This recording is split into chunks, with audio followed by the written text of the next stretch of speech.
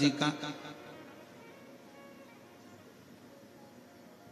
फूल की पंखड़ियों को तोड़कर उस पंखड़ियों से शंकर के शिवलिंग का श्रृंगार करता था।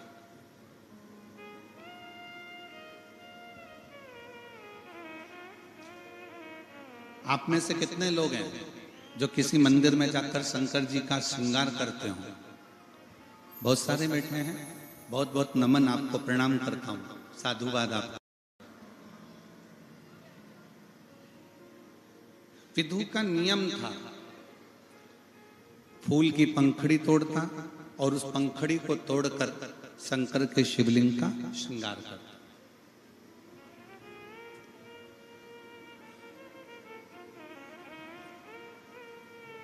आज विधु गौओं को चराने के लिए गया वन में,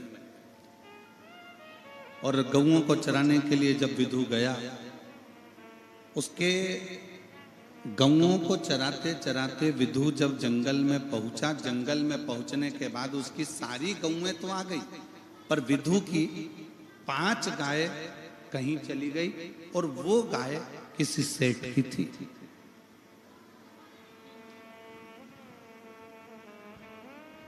किसी सेठ की थी और बड़ी चिंता व्याप्त।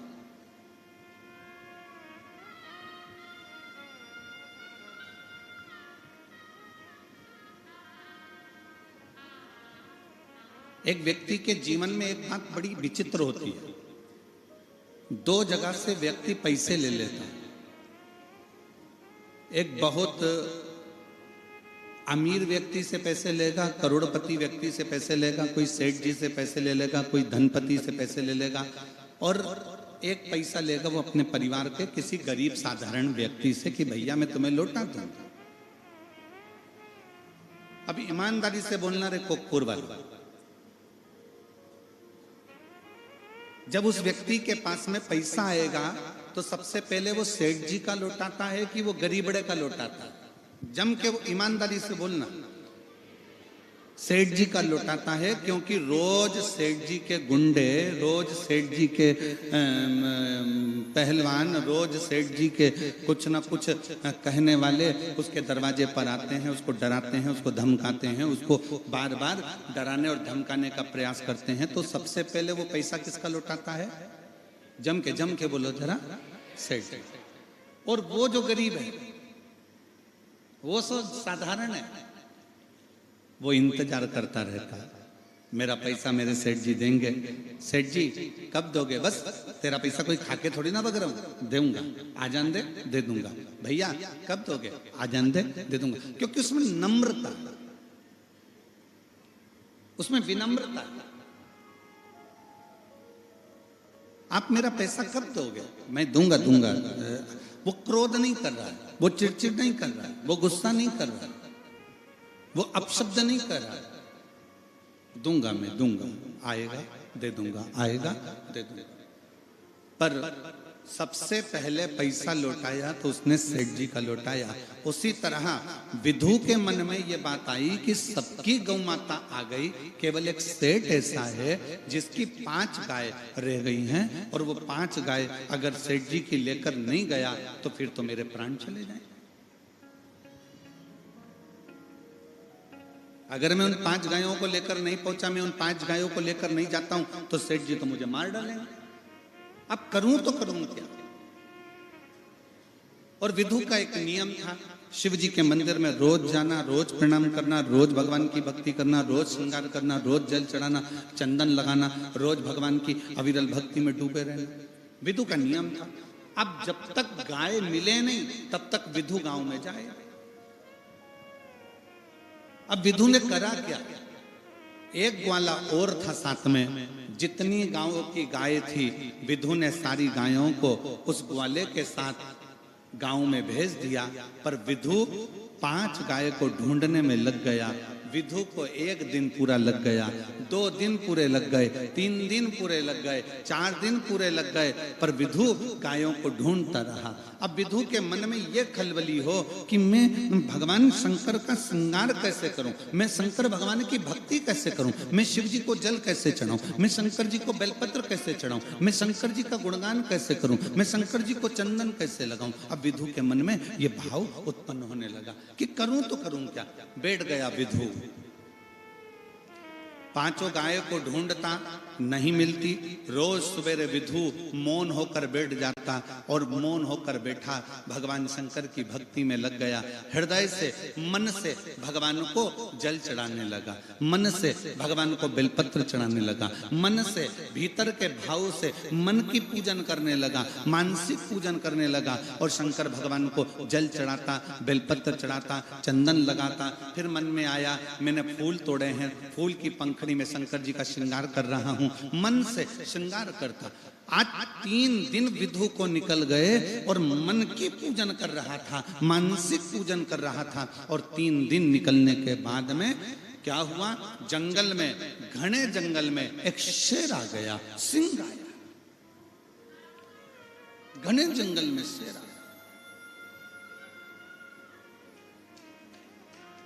और जब घने जंगल में शेर आया, सिंह आया, विधु के पास में, विधु के नजदीक में, विधु के करीब में शेर निकल के जा रहा है और विधु को मालूम ही नहीं कि शेर उसके सामने खड़ा हुआ। शेर उसके सामने खड़ा, ये विधु को नहीं मालूम।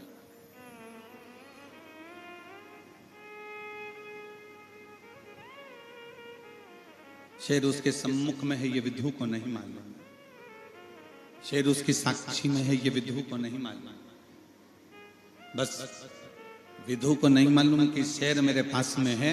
विधु तो मानसिक पूजन कर रहा था, मानसिक पूजन में लगा हुआ था और शेर पास में आ गया। शेर आया, विधु मन में सोचने लगा मैंने बाबा तुम्हारा श्रृंगार कर दिया, बाबा मैंने तुम्हें जल चढ़ा दिया, पर बाबा मेरी 5 गाय अभी तक नहीं मिली, अभी तक मुझे प्राप्त नहीं हुई। बाबा मुझे 5 गाय अभी तक नहीं मिली है। बस ये विचार करता करता करता करता करता करता विधु उसी जगह पर बैठा बैठा मानसिक पूजन कर रहा था, मन से शिव का स्मरण कर रहा था।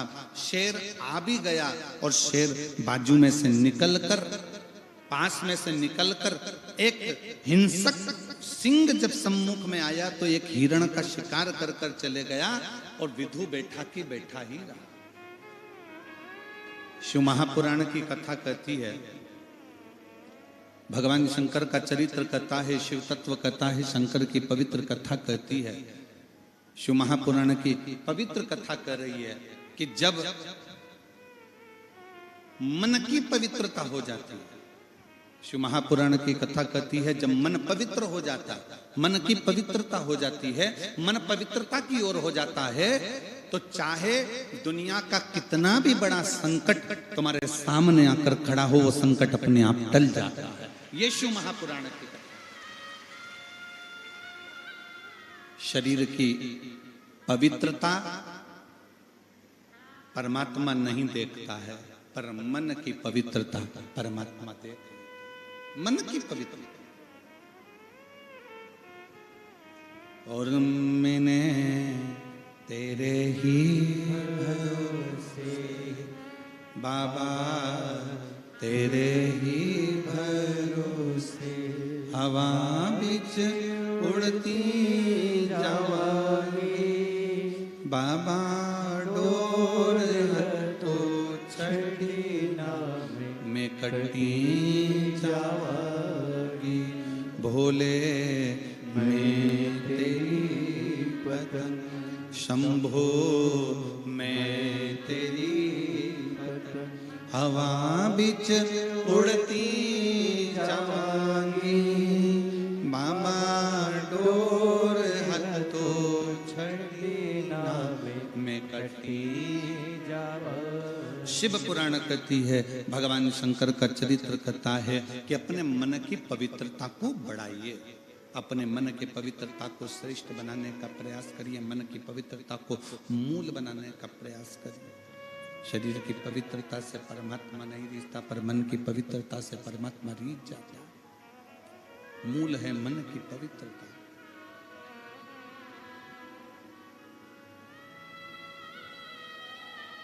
कितना भी तन को धो लीजिए, कितना भी धो, तुम्हारा जितना मन कर जाए, तुम्हारा जितना इच्छा कर जाए, उतने तन को धो लीजिए। सारे साबुन, सारा सर्फ, सारा शैम्पू शरीर पर लगा लीजिए। दुनिया का जितना अच्छा ब्यूटी पार्लर मिल जाए, उस ब्यूटी पार्लर में तैयार भी हो जाए।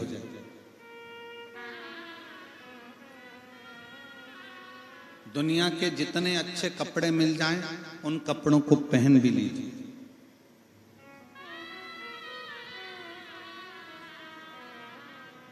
दुनिया के जितने अच्छे जेवर मिल जाएं, ज्वेलरी मिल जाए, उन ज्वेलरी को भी पहन लीजिए।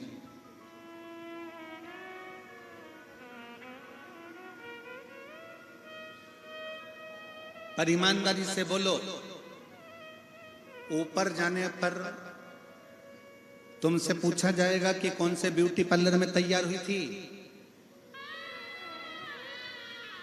कांकेर में, कोकपुर में, भिलाई में, दुर्ग में, रायपुर में, सीहोर में, भोपाल में, कौन से ब्यूटी पार्लर में तैयार हुई थी? ऊपर नहीं पूछा जाएगा। ऊपर यह भी नहीं पूछा जाएगा कि तुम्हारे पास में कौन कौन सी ज्वेलरी है, कौन कौन से आभूषण है, कौन कौन से जेवर तुम्हारे पास में है। ऊपर यह भी नहीं पूछा जाएगा तुम कितने अच्छे कपड़े पहने हो, कौन सी क्वालिटी के पहने हो, कौन सी ब्रांड के पहने हो, यह भी ऊपर नहीं पूछा जाएगा।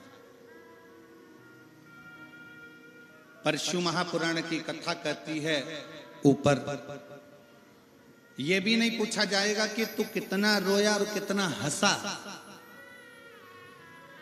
ऊपर यह भी नहीं पूछा जाएगा कि तूने कितना कितना धन कमाया और कितना धन गमाया। पर ऊपर यह जरूर पूछा जाएगा कि मैंने तुझे मनुष्य का शरीर दिया था, तूने पृथ्वी पर जाकर कौन सा अच्छा कर्म करा जिसके बल पर तू परमात्मा के दरवाजे पर खड़ा हो गया। यह जरूर पूछा।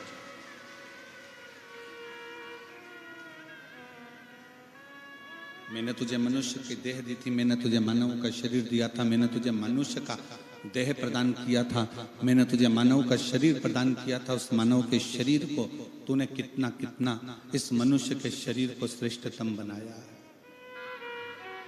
इस मानव के शरीर को तूने कितना कितना श्रेष्ठतम बनाया है। ये पूछा क्या? फिर निवेदन है कि मत बुरे कर्म कर बंदे, वरना पछताएगा। भगवान की आंखों से तू बच नहीं पाएगा, तू बच नहीं पाएगा। अरे ओ अज्ञानी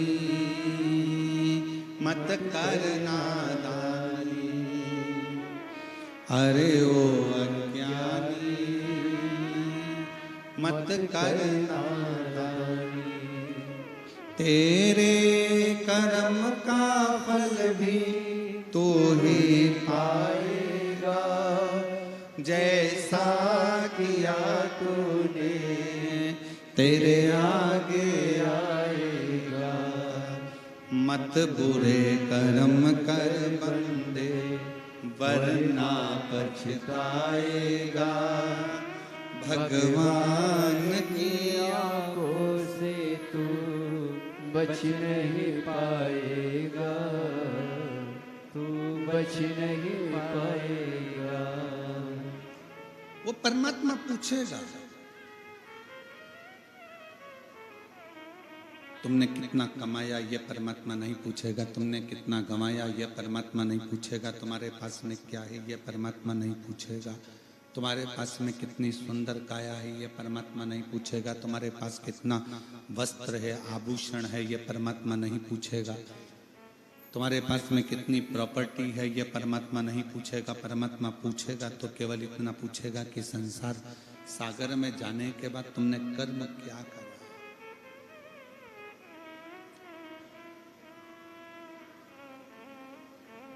इस पृथ्वी पर आए, तुमने अपनी जिंदगी कैसे जी।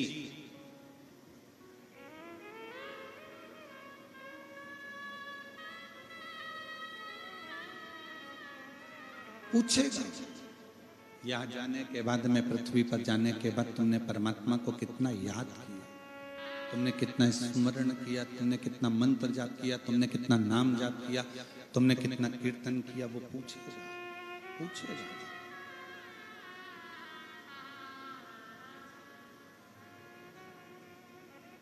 शिव महापुराण की कथा कहती है,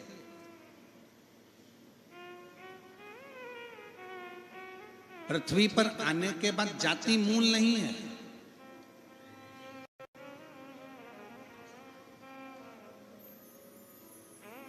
ये जातियों में विभाजन तो आज की राजनीति ने कर दिया।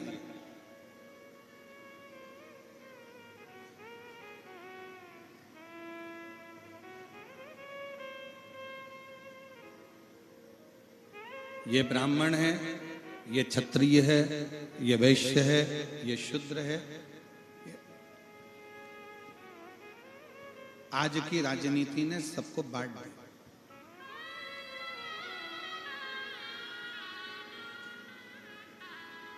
जाति मूल नहीं है, हालात मूल नहीं है, और रूप मूल नहीं है।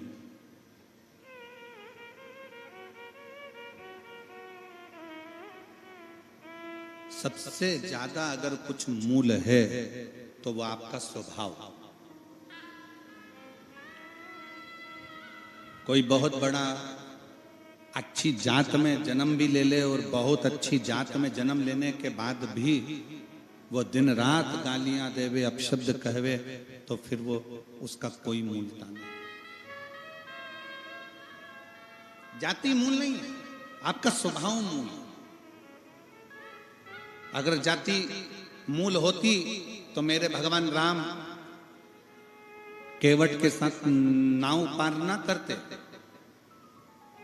शिव महापुराण की कथा कहती है, हालात मूल नहीं है।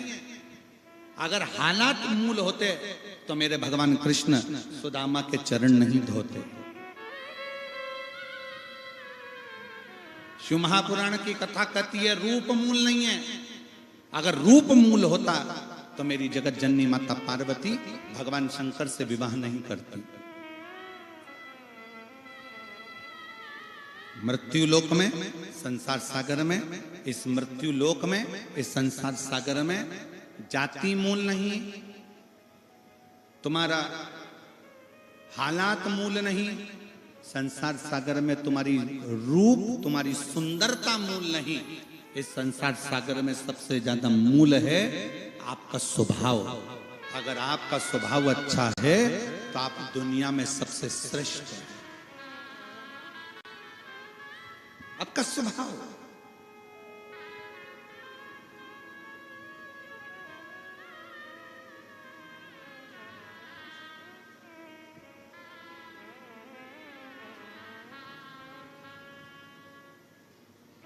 मेरे राम जी महाराज का स्वभाव निर्मल था, जाति नहीं देखी। केवट था, बिल्ली थी, शबरी थी, नहीं देखा गया। मेरे राम जी ने प्रेम से, हृदय से सबको गले लगाया।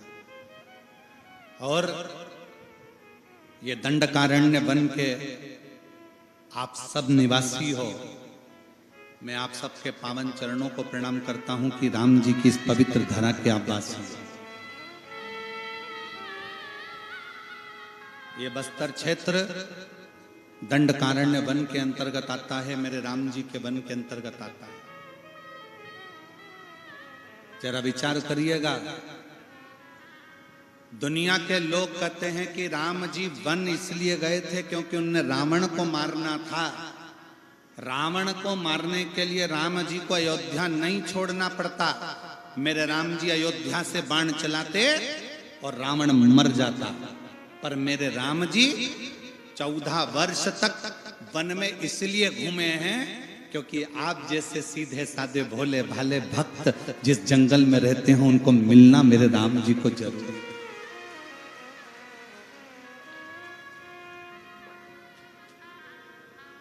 मेरे राम जी को आपसे मिलना था।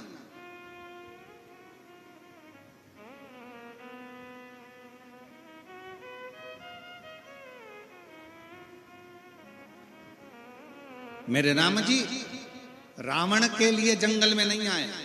मेरे राम जी आप और हमारे लिए इस वन में आए। ये दंडकारण्य वन के अंतर्गत मेरे राम जी अगर निकलकर अवधपुरी के लिए जा रहे हैं, इस दंडकारण्य वन में से निकलकर अगर मेरे राम जी कहीं निकल कर जा रहे हैं तो ये यहाँ निवास करने वाले, यहाँ रहने वाले, इस वन क्षेत्र में रहने वाले कोल भील के लिए, इस वन क्षेत्र में रहने वाले रहवासियों के लिए, इस वन क्षेत्र में रहने वाले निवासियों के लिए मेरे राम जीवन के लिए।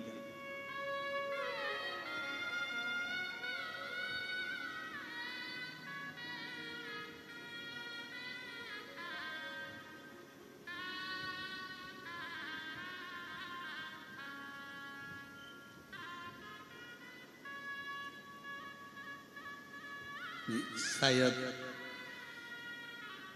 और एक बात आज इस कांकेर कोकपुर की भूमि पर कहना चाहेंगे। ए मेरी कोकपुर की जीजियों, मेरे कोकपुर के जीजाओं, मेरी बेटियों बेटाओं, मेरी माताओं, मेरे भाई, मेरी बहन, मेरे बुजुर्ग बंधु, जितने कोकपुर के रहवासी हैं, आज इस कांकेर की भूमि पर कहना चाहेंगे कि पूरे भारत में जगह जगह प्रदेशों में कथा करी, छत्तीसगढ़ में भी बहुत कथा करी, मध्य प्रदेश में, उत्तर प्रदेश में, गुजरात में, राजस्थान में, हिमाचल में, उत्तरांचल में, ऐसा कोई क्षेत्र नहीं बचा। पंजाब, हरियाणा, राजस्थान, सारे क्षेत्रों में कथा करी, महाराष्ट्र आदि आदि, आंध्रा, सब दूर कथा करी। छत्तीसगढ़ में भी कई बार कथा करने आए, ऐसा नहीं कि छत्तीसगढ़ में कथा करने आए।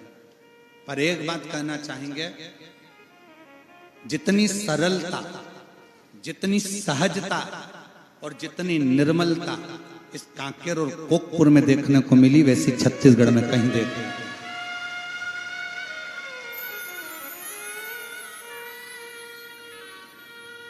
जो सहजता, जो सरलता, जो निर्मलता इस कोकपुर में, इस कांकेर क्षेत्र में देखने को मिली, वो पूरे छत्तीसगढ़ में देखने को नहीं मिली। पूरे छत्तीसगढ़ में इतनी सरलता इस कांकेर क्षेत्रवासियों में है, इतनी सरल,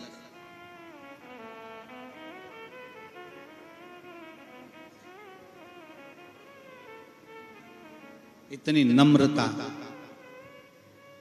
मेरी बहनों की, इतनी नम्रता मेरे भाइयों की, इतनी सहजता मेरी बेटियों की, मेरे बेटों की, जो इस क्षेत्र में देख। इसीलिए मुझे लगता है कि मेरे राम इस दंडकारण्य वन में क्यों आए।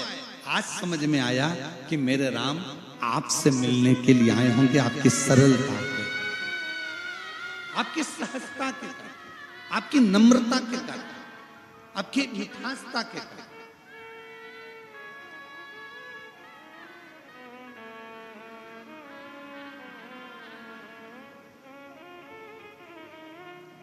और आज फिर एक और बात कहना चाहूंगा। कई लोग कह रहे थे गुरुजी हमारे इस कांकेर क्षेत्र में, कोकपुर साइड में बहुत भालू हैं, बहुत चीता भी हैं, टाइगर भी है, ये भी है, हाथी भी है, वो भी है, खूब है गुरुजी। तो आज मन में भाव आया कि देखो इन जीव जानवरों को अगर रायपुर भेज दिया जाए तो लोग इनको निपटा दें, लोग इनको मार दें। पर वो जानवर भी, वो जीव जंतु भी इस कांकेर में, इस कोकपुर में अपने आप को सुरक्षित महसूस करते हैं कि यहां हम सुरक्षित हैं, यहां हम सुरक्षित हैं, ये हमारी सुरक्षा है, क्योंकि यहाँ की सहजता, सरलता, निर्मलता बहुत है। और मुझे लगता है कि ये जो जंगल में रहने वाले भीलवासी हैं या आदिवासी हैं या अन्य है, मैं कहता हूं आप जिस शंकर भगवान की बूढ़ा महादेव की पूजन करते हो ना, आप जो बूढ़ा महादेव को मानते हो ना, आप बूढ़ा देव को मानते हो ना, ये बूढ़ा देव कोई दूसरा नहीं, मेरा शंकर, मेरा महादेव है। उसी महादेव की कृपा पूरे भील आदिवासियों पर, पूरे वन क्षेत्र के निवासियों पर बूढ़ा महादेव की, बूढ़ा देव की कृपा है, पूरे क्षेत्र को। ये शिव की उदाहरण, ये शंकर की,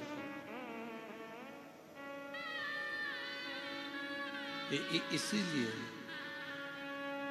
महादेव नमन चरणों में स्वीकार कीजिए, सबका किया है मेरा भी उद्धार कीजिए, उद्धार कीजिए। इस लाइन को सब बोलेंगे एक बार, महादेव चरण, महादेव नमन चरणों में, सब बोलो, आपकी आवाज यहां तक पहुंचना चाहिए। महादेव नमन चरणों में स्वीकार कीजिए, सबका किया है मेरा भी उद्धार कीजिए, उद्धार कीजिए। हे त्रिपुंडधारी, है त्रिशूलधारी, है त्रिपुंडधारी, है त्रिशूलधारी। चरणों में तेरे बाबा जी पावन है चारों धाम, चरणों में तेरे बाबा जी पावन है चारों धाम। तेरी देव करते वंदना, तुम्हें पूजते हैं राम। तेरी देव करते वंदना, तुम्हें पूजते हैं राम।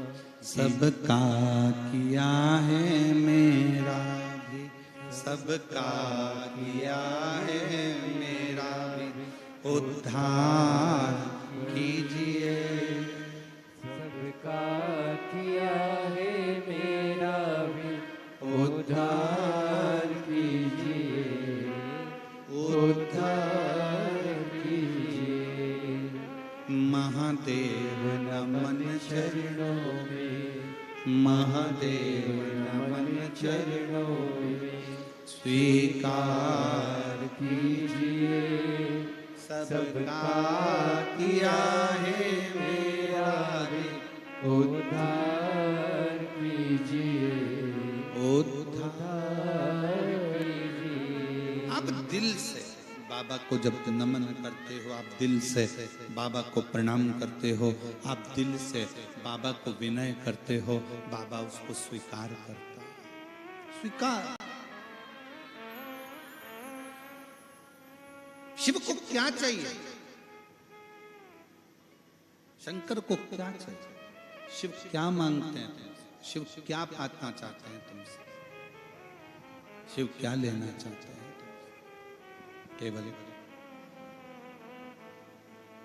जाति मूल नहीं, हालात मूल नहीं, और रूप मूल नहीं, मूल है तुम्हारा स्वभाव। सबसे मूल है आपका स्वभाव।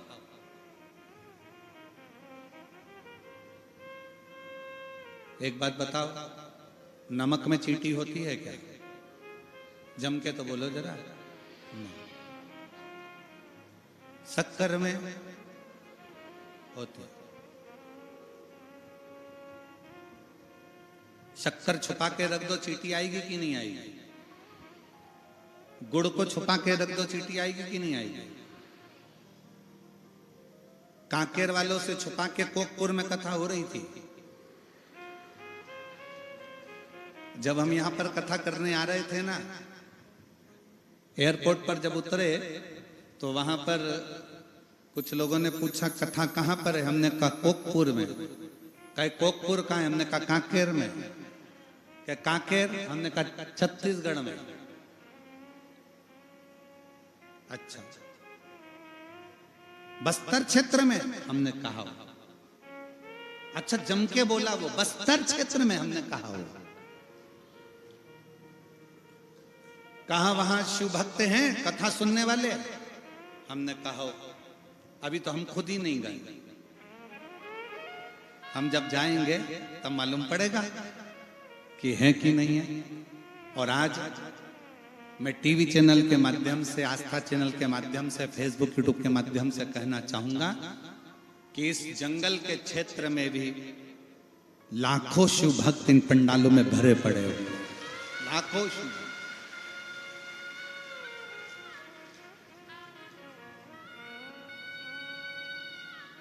और ये इनकी शिव भक्ति नहीं तो क्या? लोग कथा सुनने आएंगे। हमने कहा शिव महापुराण की कथा कोई कथा है? शिव महापुराण तो स्वयं शंकर है, और जहां शंकर है वहां उनके गण उनको ढूंढते हुए पहुंच ही जाते, पहुंच जाते। शक्कर को छुपा के रख दो, चींटी वहां पहुंचेगी जरूर। मिठाई को छुपा के रख दो, चींटी वहां पहुंचेगी जरूर। उसी तरह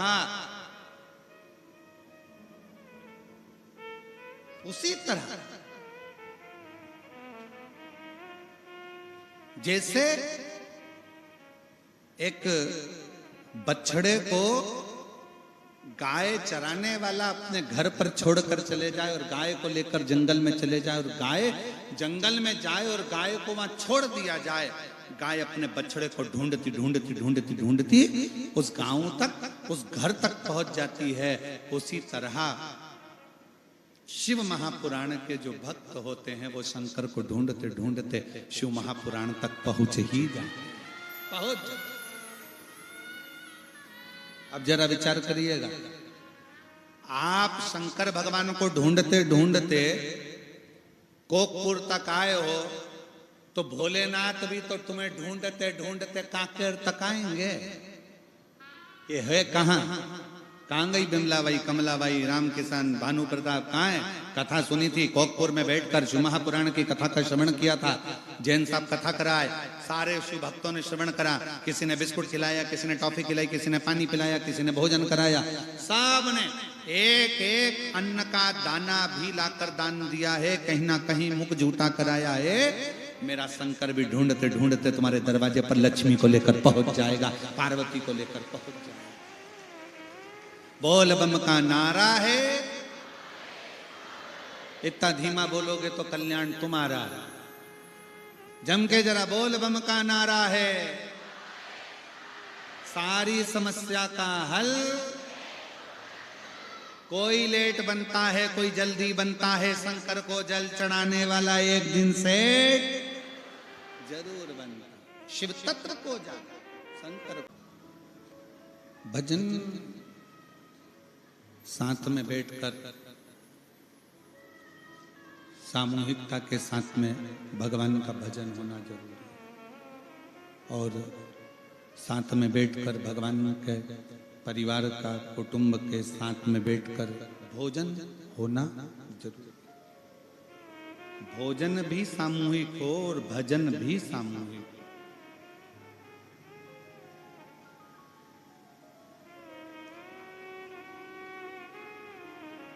तुम्हारे पास में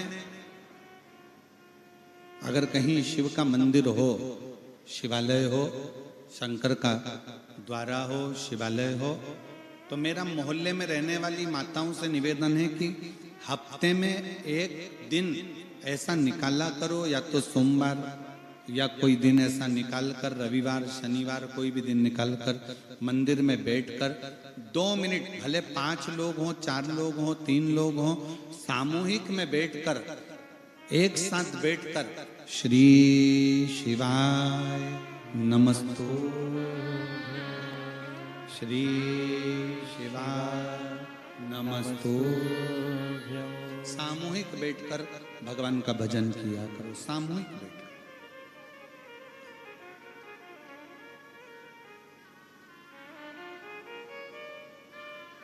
और हफ्ते 2 हफ्ते में, महीने भर में एक दिन ऐसा बनाओ, अगर मेरा भोलेनाथ तुम्हारी नहीं सुन रहा है तो 1 लोटा जल, 1 दुर्वा और 1 बेलपत्र, ये 3 चीजें लेकर जाओ। क्या क्या ले जाना है, जम के बोलो जरा। 1 लोटा जल, 1 जम के दुर्वा और 1 बेलपत्र, 3 चीजें लेकर जाओ। और 3 चीजों को सबसे पहले जो लोटा भर के जल लेकर गए हो, वो गणेश जी का स्थान जानते हो ना सब लोग, अशोक सुंदरी के पास में जो गणेश जी का स्थान है। जैसे ये जलाधारी है, ये शिवलिंग है, बीच में अशोक सुंदरी है, ये गणेश जी का, थोड़ा रिटर्न बढ़ाओ बेटा, ये गणेश जी का स्थान है, ये षडानंद कार्तिकेय का स्थान है। समझना जरा अच्छे से समझ लीजिएगा। शिवलिंग, जलाधारी, अशोक सुंदरी, गणेश जी, कार्तिकेय। 1 लोटा जल जब चढ़ाओ तो पहले गणेश जी का स्थान, फिर कटी भाग, फिर शिवलिंग। समझ में आ गया? गणेश जी का स्थान, कटी भाग, जलाधारी, फिर शिवलिंग। दुर्वा गणेश जी के स्थान पर समर्पित कर दो और बेलपत्री अशोक सुंदरी वाली जगह पर समर्पित कर दो। ये 3 चीजें अगर आप 2 हफ्ते में, 1 महीने में अगर एक बार भी अगर करते हो तो देवाधिदेव महादेव आपकी मन की कामना पूर्ण जरूर करते हैं, ये निश्चित। उसका एक पत्र इसका आया है, बड़ा सुंदर है, देखिए।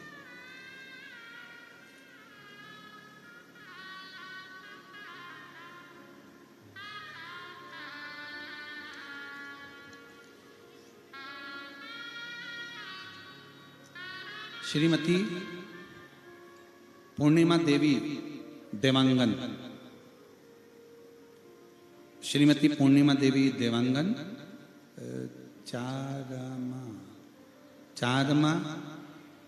चारमा ही है ना, चारमा, जिला कांकेर, छत्तीसगढ़ की रहवासी हैं।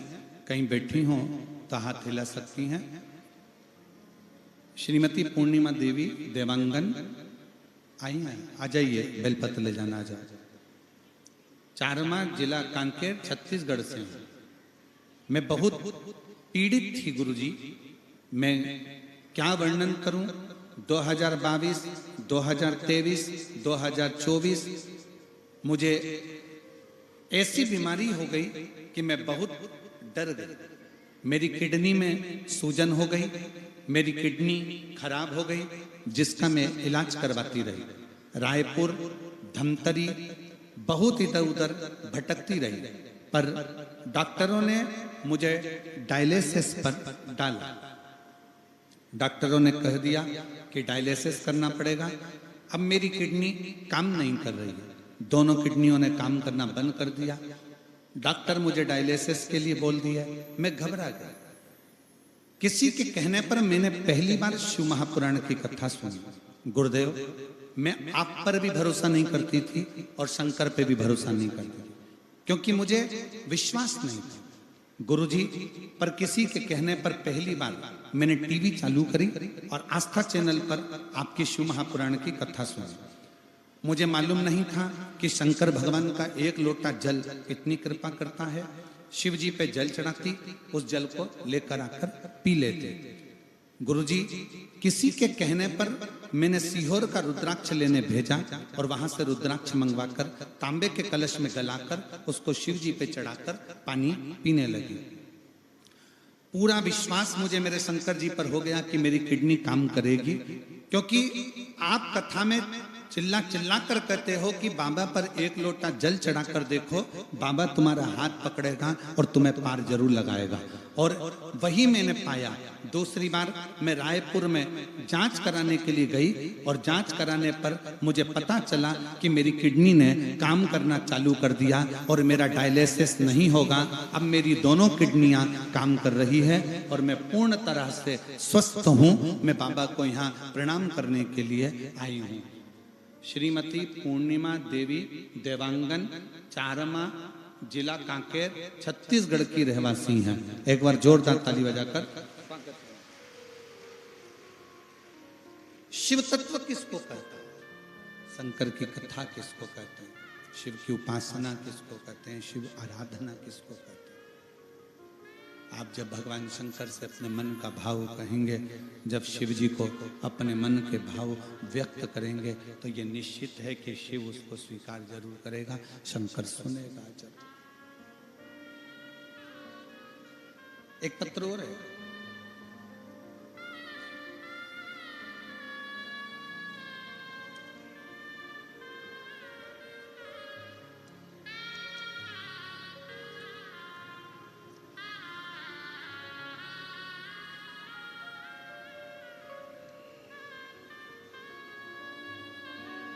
मैं दिशा दीपक साहू, अन्नपूर्णा, पारा, कांकेर, छत्तीसगढ़, मोबाइल नंबर ये है। कहीं बैठे हो? दिशा दीपक साहू आप ही हैं? एक बार दोनों हाथ वापिस हिला दीजिए। श्री शिवाय नमस्तुभ्यं। आ जाइए, एक बेलपत्र ले जाइए। मैं दिशा दीपक साहू, अन्नपूर्णा, पारा, कांकेर, छत्तीसगढ़, मेरा मोबाइल नंबर ये है। महाराज जी, शिव महापुराण के बारे में क्या लिखूं? जितना भी लिखूं कम है।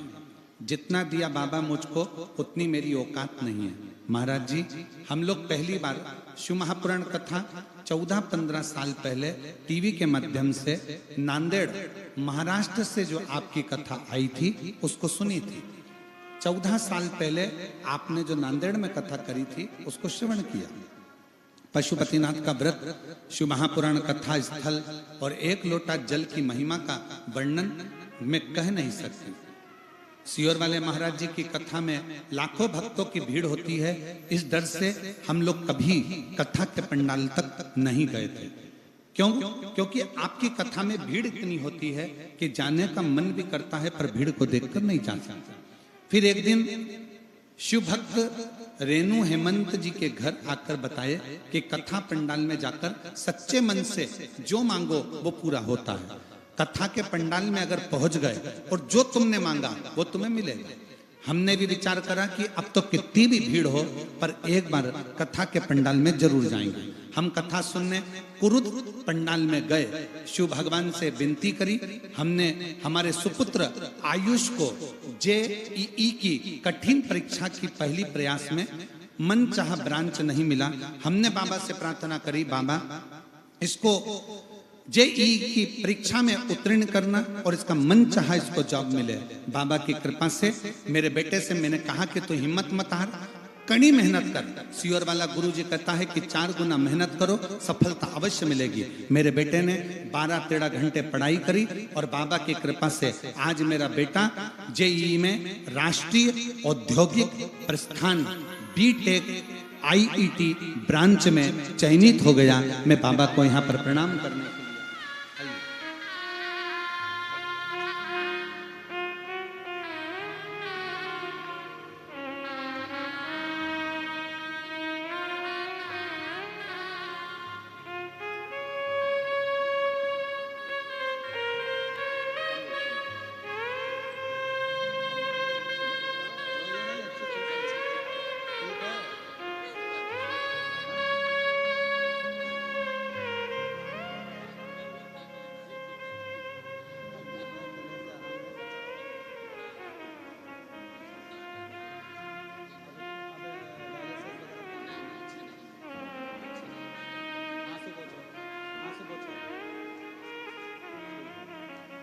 डॉक्टर डायलिसिस का बोल दिया था, दोनों किडनियों ने काम करना बंद कर दिया था और वापिस शिव का चढ़ा हुआ जल पीना चालू करा।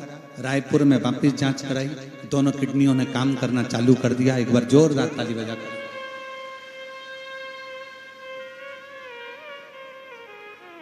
शिव कथा, शिव महापुराण की कथा कहती है, आपका विश्वास सबसे मूल है, सबसे ज्यादा मूल है आपका भरोसा, आपका विश्वास, आपकी दृढ़ता।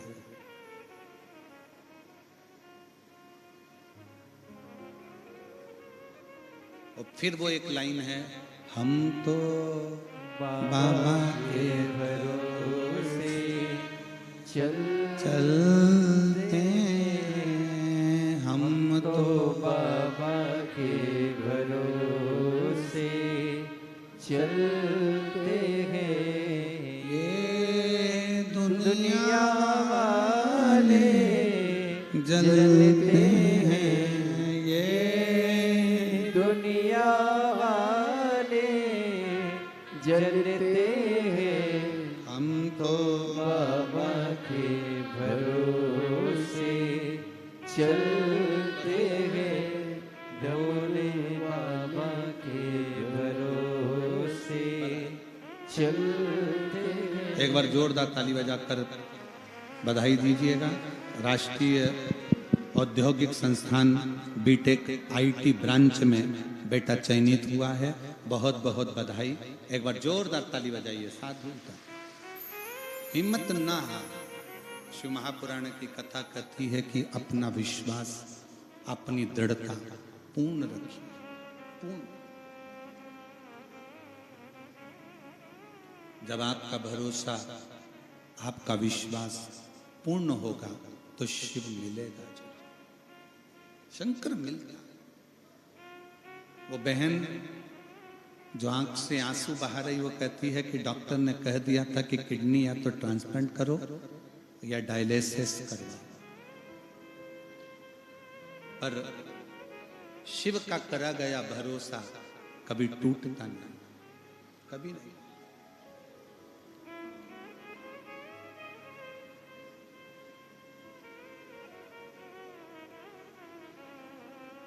शिव तुम्हारा रूप देखकर, शिव तुम्हारा हालात देखकर, शिव तुम्हारी जाति देखकर कभी तुमसे नहीं रिश्ता। कोई महाविद्वान, एक कथा आती है,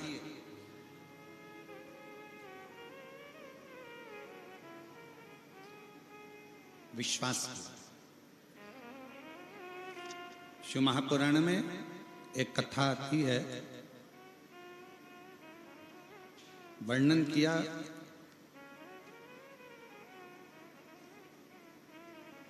काशी में, काशी के पास में एक पनिहारा रहता था जिसका नाम था भुज।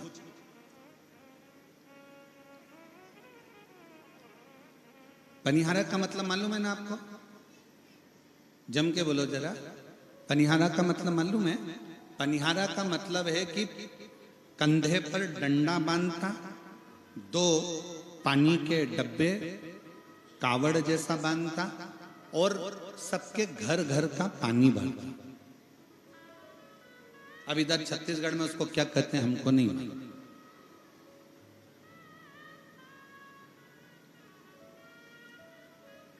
देखा है आप लोगों ने कि नहीं देखा है? एक लंबा सा डंडा, उसमें दो डब्बे बंधे हैं, उसमें पानी भरता, घरों का वो पानी भरता फिरता। जो उसको पैसा देता उसके घर में वो पानी डालता, भर के लाता। पनिहारा, उसका नाम था भुज।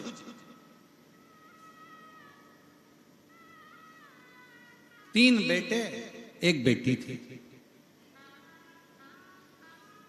बड़ा सहज सरल, बच्चे छोटे छोटे थे, परिवार का भरण पोषण करता, परिवार को संभालता, सुबेरे से लेकर रात तक मेहनत करता, 24 घंटे मेहनत करने में लगा रहता। 12-12, 18-18 घंटे मेहनत करता, तब जाकर एक समय का भोजन लेकर आता।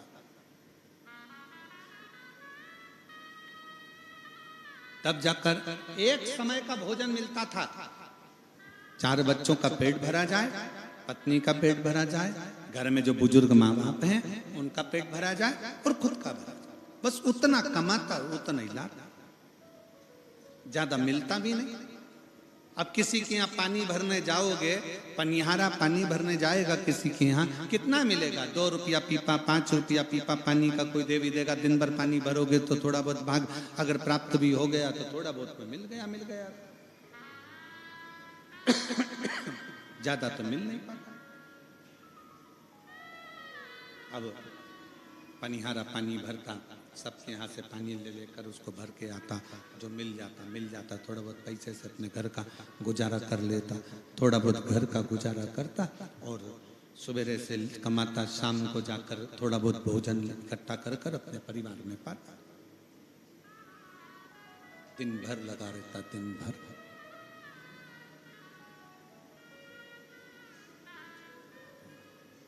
भुज को मालूम पड़ा कि उसके गांव के लोग काशी जा रहे, गांव के लोग काशी जा रहे, थोड़ा बढ़ाओ भाई, उसके गांव के लोग काशी जा रहे। भुज को मालूम पड़ा, विचार करा कि मैं आज तक काशी नहीं गया। भले मेरे नजदीक में काशी है पर मैं नहीं गया, क्योंकि मेरे पास में इतना धन ही नहीं है कि मैं जा सकता।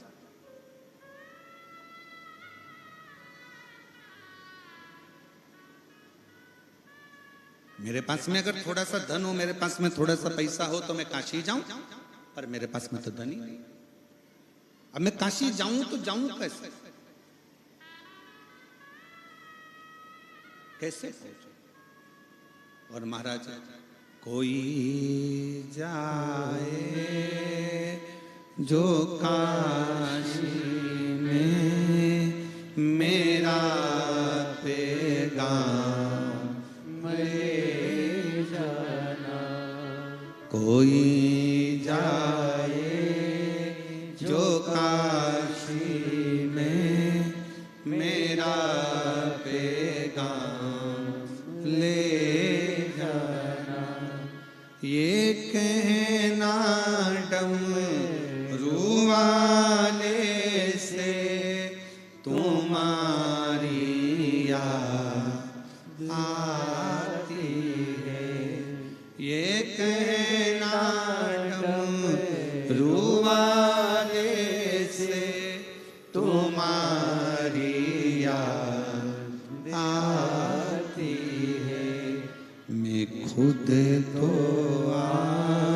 नहीं सकता, मेरा पैगाम ले जाना। कोई जाए जो काशी में मेरा पैगाम ले जाना। भुज के बच्चे 3 बेटे 1 बेटी, घर में बुजुर्ग माता पिता, घर में पत्नी और स्वयं सुबह से कमाता, शाम तक मेहनत करता करता जब थोड़ा बहुत एकत्रित करता, थोड़ा सा एकत्रित कर कर लेकर आता और रात का भोजन सब बैठ कर फिर पाते, सब बैठ कर पाते।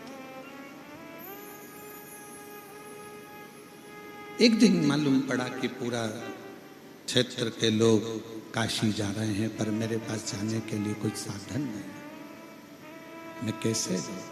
मेरा भी मन करता है कि मैं काशी जाऊं, मेरा भी दिल करता है कि मैं काशी पहुंचूं, पर मेरे पास कुछ है ही नहीं, तो जाऊं कैसे, पहुंचूं कैसे,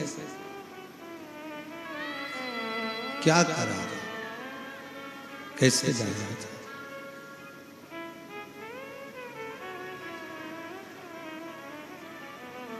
गांव के लोगों ने कहा एक काम करो भुज,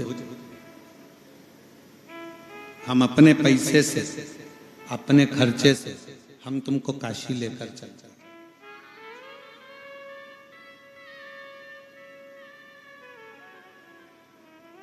अपने पैसे से ले चलते हैं, अपने खर्चे से ले चलते हैं। आप चलो हमारे साथ। मैं चल तो चलूंगा, पर मेरे जो बच्चे हैं, 4 माता पिता हैं, पत्नी है, क्या खाएंगे? दिन भर कमाता हूं, रात्रि के समय पर थोड़ा सा धन लाता हूं और वो धन लाकर अन्न खरीद कर अपने बच्चों का, पत्नी का, परिवार का भरण पोषण करता हूं।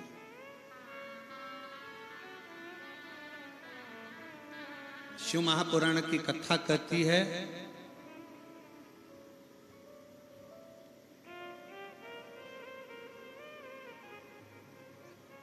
आप कथा में जाकर कथा की जगह संभालो, तुम्हारा घर भोलेनाथ संभालेंगे,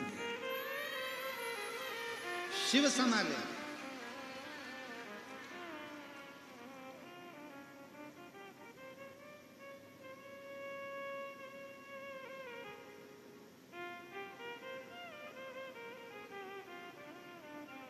किसके भरोसे आए हो आप? जम के बोलो जरा। जैन साहब के? जम के बोलो। नहीं। सियोर वाले महाराज के? नहीं। दोस्त के, रिश्तेदार के? नहीं।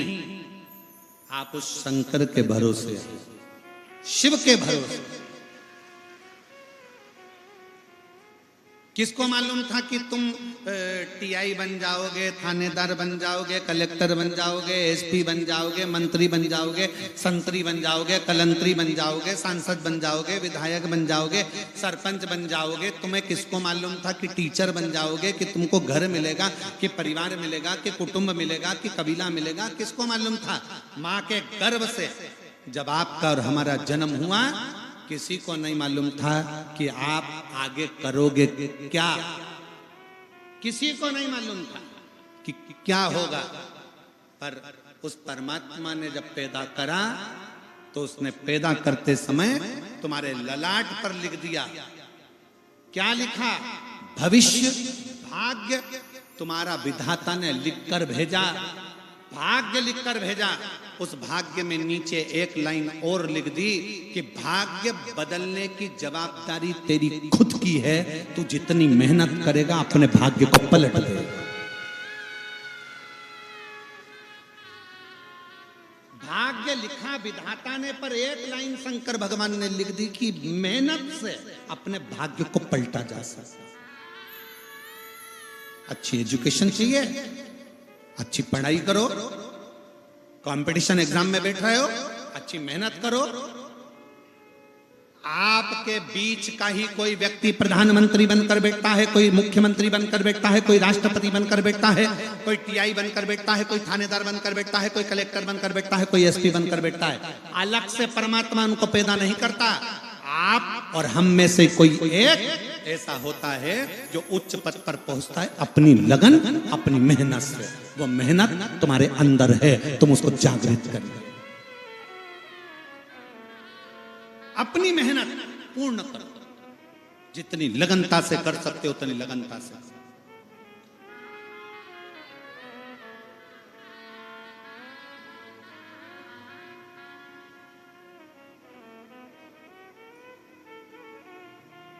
जैन साहब ने जब कथा ली, देव कुमार जी जैन सीहोर पहुंचे, कुबेरेश्वर धाम। जब उन्होंने कथा ली तो वहां से कहा गया कि कोकपुर छोटा सा क्षेत्र है, कैसे व्यवस्था करोगे? एक काम करो, 5 दिन की कथा ले लो, 3 दिन की ले लो, 4 दिन की ले लो। पर मैं देव कुमार जी जैन जी को धन्यवाद देता हूँ, वो अपनी बात पर अटल रहे और उन्होंने कहा नहीं, हमको 7 दिन कथा। हमारा बाबा तो पूछा कथा कौन कराएगा? तो देव कुमार जैन जी, मैं आपकी इस बात के लिए धन्यवाद देता हूं कि आपने कह दिया कथा स्वयं महादेव कराएंगे, और वो हुआ। कथा कौन कराता है, कौन करता है और कौन सुनता है? सियोर वाले महाराज की सामर्थ्यता नहीं है कि इस व्यासपीठ पर बैठकर एक शब्द बोल ले। आपकी सामर्थ्यता नहीं है कि आप एक जैसे सुबह 9 बजे, 10 बजे, 8 बजे आप आकर बैठते हो और शाम के 6 बजे तक कथा का इंतजार करते हो। एक जैसे वॉशरूम के लिए नहीं जाते, जगह चली जाएगी, ज्यादा नहीं खाते क्योंकि जगह चली जाएगी। एक जैसे बैठकर जगह संभालते हो, एक जैसे बैठे रहते हो, अपनी इंद्रियों को संयमित रखते हो। जरा विचार करिए, आपकी सामर्थ्यता नहीं, स्वयं शिव आपके अंदर बैठकर कथा सुनता है। स्वयं शिव, कथा करवाने वाला कोई दूसरा नहीं, शंकर ही कथा करवाते हैं, शंकर ही बाँचते हैं और शंकर ही सुनते हैं।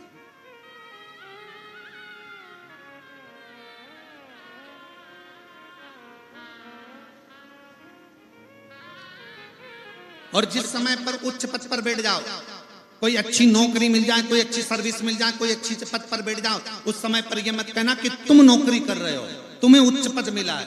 उस समय पर कहना मेरे शंकर भगवान ने मेहनत करी थी तो मेरे शंकर भगवान उच्च पद पर जाकर बैठे हैं, वो शिव बैठे।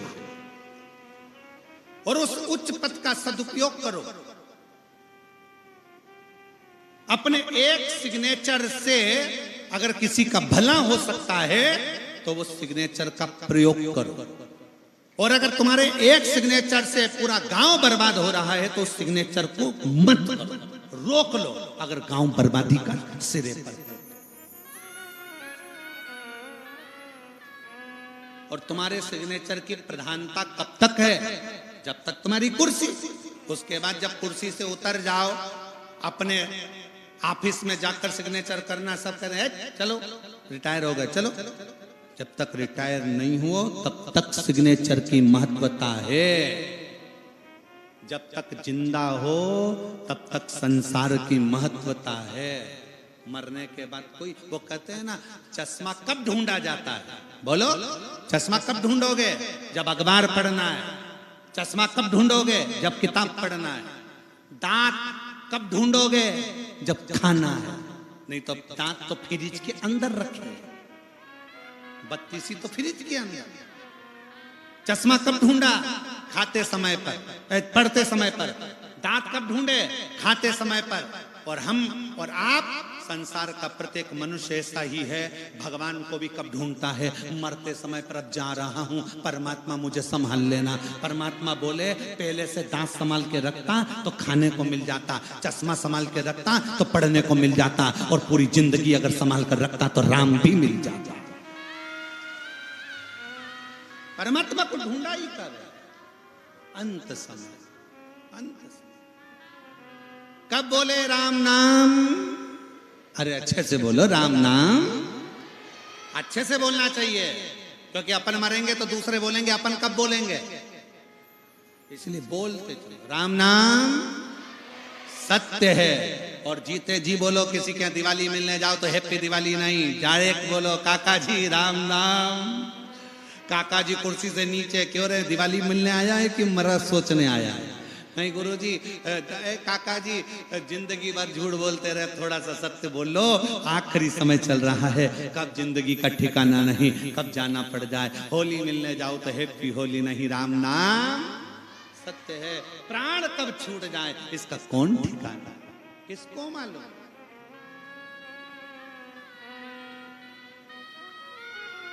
और ये जीवन का एक आनंद, जीवन का एक सुख है, परमात्मा का नाम। भुज काशी जाना चाहता है, कोई जाए जो काशी में मेरा ले जाना। कोई जाए जो काशी में मेरा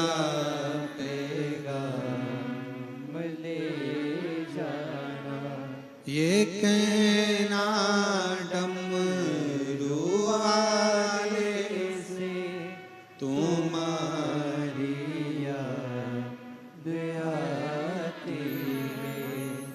मैं खुद तो आ नहीं सकता मेरा पैगाम ले जाना।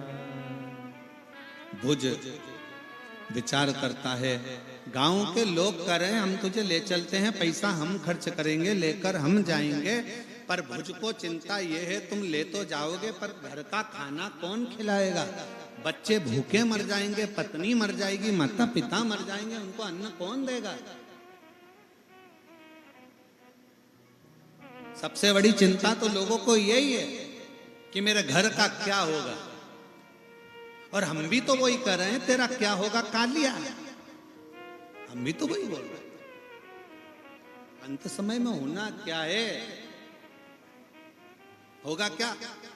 भुज आज मेहनत 4 गुनी कर रहा था।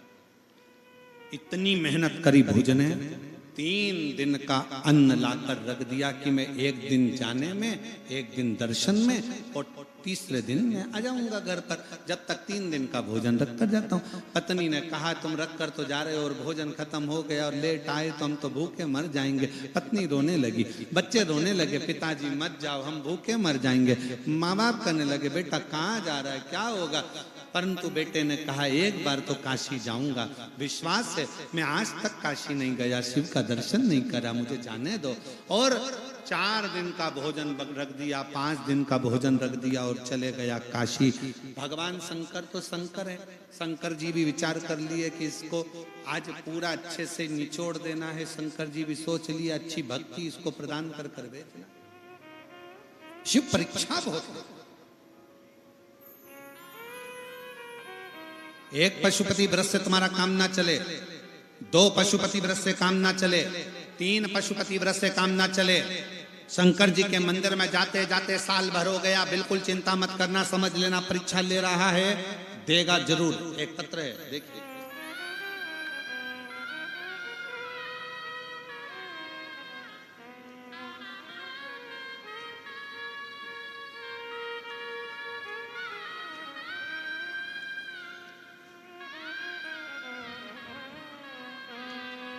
मेरा नाम नर्मदा भरद्वाज, पति चंद्रभान भरद्वाज। मेरा नाम नर्मदा भरद्वाज नर्मदा जी के नाम से आज स्मरण में आया। संपूर्ण देशवासियों को आज मां नर्मदा जी की जयंती की बहुत बहुत बधाई हो। संपूर्ण देशवासियों को मां नर्मदा जी की पावन जयंती। मेरा नाम नर्मदा भरद्वाज है, पति का नाम चंद्रभान भरद्वाज है। ग्राम उकारी, तहसील चारमा, जिला कांकेर, छत्तीसगढ़ से आई हूँ। मेरा मोबाइल नंबर ये है। कहीं बैठे हो आप ही हैं? हाथ हिलाओ एक बार, वापिस आ जाइए। एक बेलपत्र ले जाना, आ जाओ। बच्चा आया हो साथ में तो उसको भी ले आइए। गुरुदेव, 1 लोटा जल और पशुपतिनाथ व्रत का क्या वर्णन करूं। मेरी शादी को 19 साल हो चुके थे, हमें कोई संतान नहीं थी। हमने बहुत डॉक्टरों का दिखाया, वेदों के पास गए, मंदिरों में संतान की कामना करके लेके गए, पर हमें संतान नहीं हुई। शादी के 5 साल, 10 साल, 15 साल हो गए हमें इंतजार करते करते, पर संतान का सुख नहीं। गुरुदेव, IVF करवाया, टेस्ट भी करवाया, पर सुख नहीं आया। शादी के 19 साल निकल गए, 19 साल पूरे हो गए, पर संतान का सुख नहीं। इलाज कराते कराते 10 साल 15 साल निकल गए, पर कोई संतान नहीं। तब भगवान पर से विश्वास हट गया कि भगवान तो हमें औलाद नहीं दे रहा। किसी ने कहा टीवी पर पंडित प्रतिम मिश्रा जी कथा करते हैं, शिव महापुराण की कथा होती है, जिसमें पशुपति व्रत और सफेद आंकड़े की जड़ का बांधने का बताते हैं, जिससे कई महिलाओं को संतान की प्राप्ति हुई है। तब से मैं भी शिव महापुराण की कथा सुनती, शिवालय जाकर 1 लोटा जल अर्पित करती। गुरुदेव, मैंने आंकड़े के जड़ का उपाय करा, पहला पशुपति व्रत रखा। व्रत में हो सकता है कि कुछ गलती हो गई हो, बाबा ने नहीं सुना। दूसरा व्रत किया, तीसरा बार व्रत किया, चौथी बार व्रत किया। पशुपति व्रत में लगातार आप कहते हो ना कि बाबा को छोड़ना मत ही, देगा जरूर। मैंने भी पीछा नहीं छोड़ा और पशुपति व्रत करती रही। सफेद आंकड़े की जड़ एक बार नहीं 10 बार बांध ली। बाबा से प्रार्थना करते करते 2022 में सीहोर गई।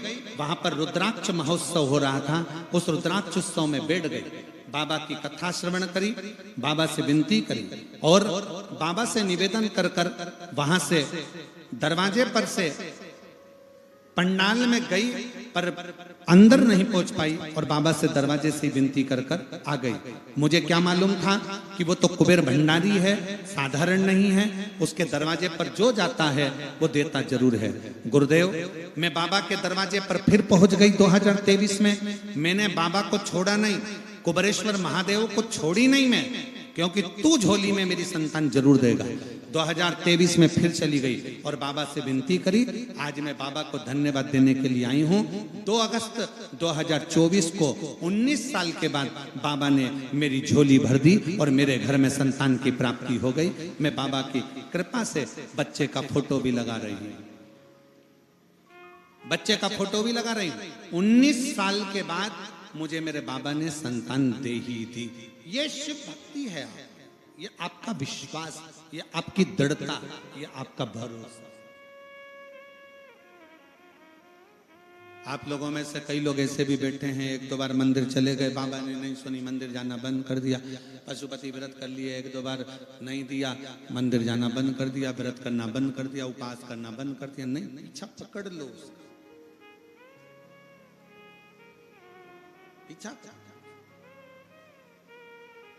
और शिव के सिवा कहीं दिल ना लगाना, शिव के सिवा कहीं दिल ना लगाना, वरना पड़ेगा तुझे आंसू बहाना, वरना पड़ेगा तुझे आंसू बहाना, शिव के सिवा कहीं दिल ना लगाना, शिव के सिवा कहीं दिल ना लगाना। उसका एक बार पीछा पकड़ो तो भगवान छोड़ता नहीं है। शिव शिव होता है, शंकर शंकर होता है, त्रिकालदर्शी शंकर करुणा सागर, कृपा करने वाला कृपा जरूर करता है, उसकी दया जरूर होती है। बढ़ाएंगे?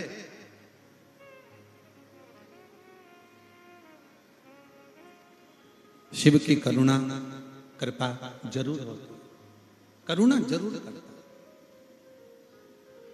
कृपा जरूर करता। शिव कथा कर रहे हैं, भुज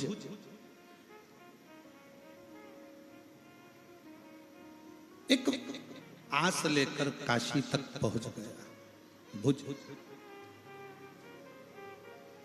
एक आस लेकर जब काशी तक गया, काशी पहुंचा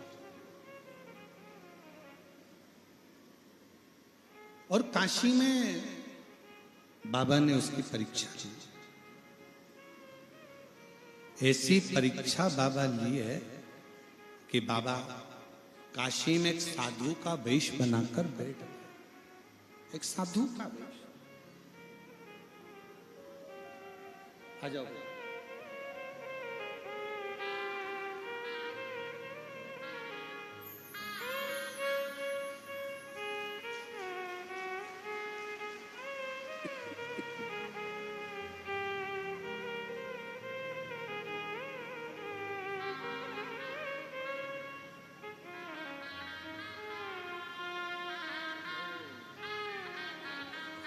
संभव संभव 19 वर्ष के बाद बाबा ने संतान दी है। एक बार जोरदार ताली बजाकर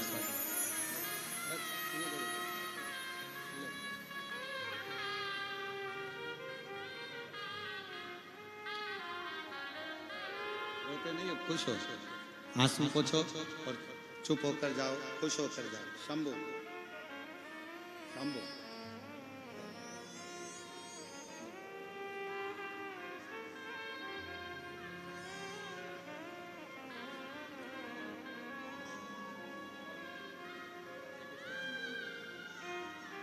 शिवाय नमस्ते।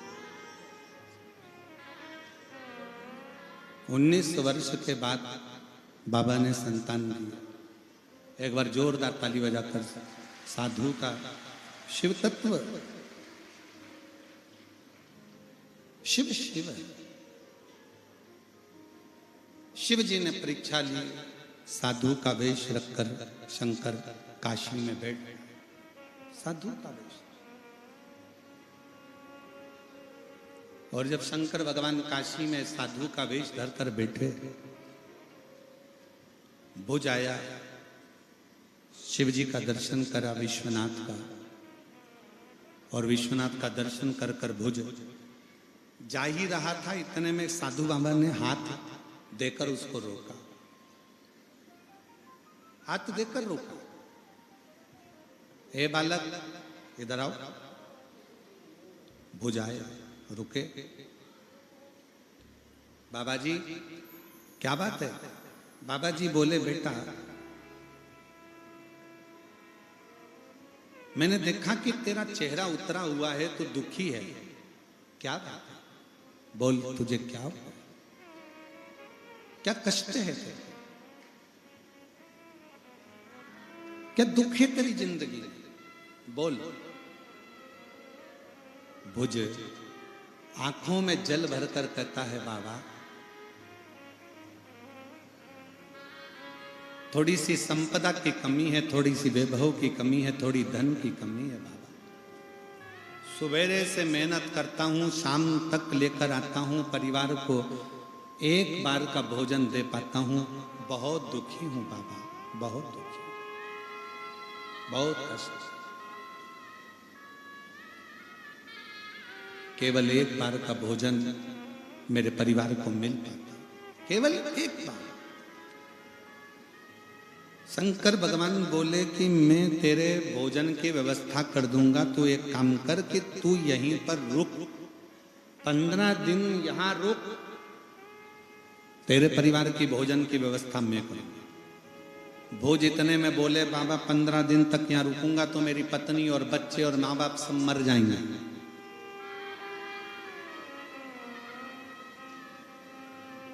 उनके लिए भोजन की व्यवस्था तो मैं ही करता हूं ना। साधु को हंसी आई, क्योंकि साधु तो थे ही नहीं, शंकर भगवान थे। शंकर जी के सामने जैसे ही बोला कि परिवार को तो मैं पाल रहा हूं, भोजन में दे रहा हूं, मैं काम नहीं करूंगा तो बच्चे मर जाएंगे, पत्नी मर जाएगी, माँ बाप मर जाएंगे। शंकर भगवान हंस दिए, मुस्कुराए, हंसे, ठाका लगाकर। और शिव जी जैसे ही ठाका लगाकर हंसे, खूब मुस्कुराए। हंसते हुए शंकर भगवान ने कहा, तू चिंता मत कर, तू तो यहाँ पर सेवा कर, 15 दिन तो नहीं रुक सकता। शंकर भगवान बोले, 15 दिन नहीं रुक सकता तो 5 दिन रुक जा। 5 दिन रुक गया तो बच्चों का क्या होगा? भूखे मर जाएंगे। 4 दिन रुक जा, नहीं। 3 दिन, 1 दिन, नहीं। शंकर भगवान के, अच्छा मत रुक, एक काम कर, ये लोटा भर के गंगा जल रास्ते में से जाएगा ना, तो बीच में एक बेलपत्री के पेड़ के नीचे एक बाबा बैठा हुआ है, सफेद उसके बाल है, सफेद दाढ़ी है, उस बाबा को ये लोटा भर के गंगा जल दे दे। ठीक है, इतना कर सकता। आप बोलो तो मैं इतना कर सकता। और भुज गंगा जल लेकर एक लोटा चल दिया। बीच में बेलपत्री का पेड़ मिला, जहां पर बाबा मिले, बाबा को गंगा जल दिया तो बाबा ने तो उस भुज का हाथ पकड़कर उसको पेड़ से बांध दिया। गंगा जल लेते से ही पेड़ से बांध दिया।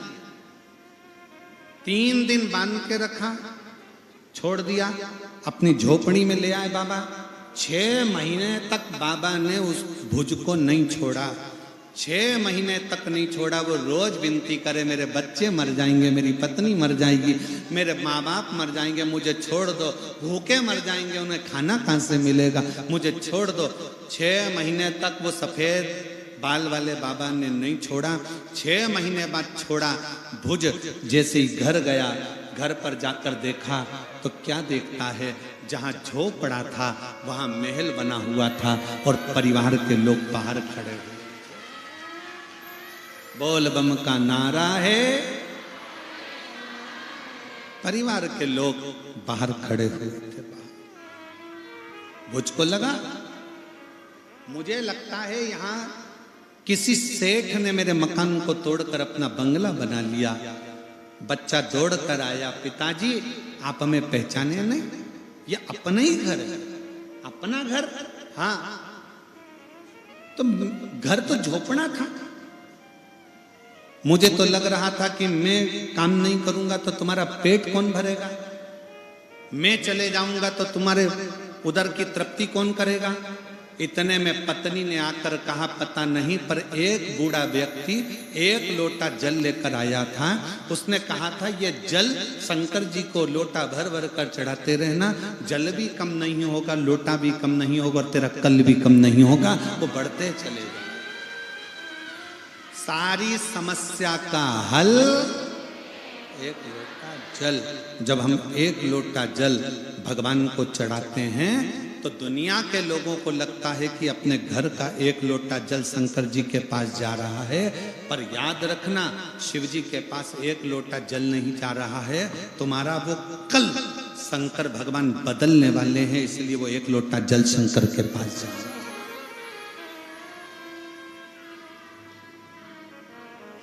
कल बदलने वाला, इसलिए वो एक लोटा जल।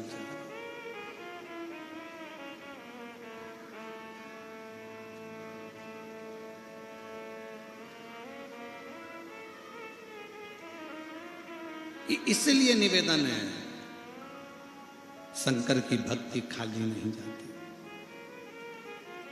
शिव तत्व कहता है, भगवान शंकर की कथा कहती है, शिव महापुराण की कथा कहती है।